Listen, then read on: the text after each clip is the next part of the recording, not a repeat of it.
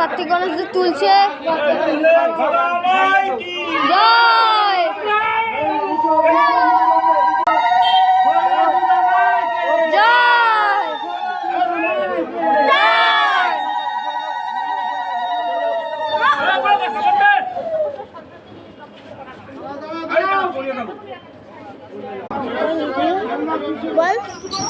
তো গাইস এখন তুলছে, তোমরা লাইক করে দিও, শেয়ার করে দিও, কমেন্ট করে দিও সবাইকে।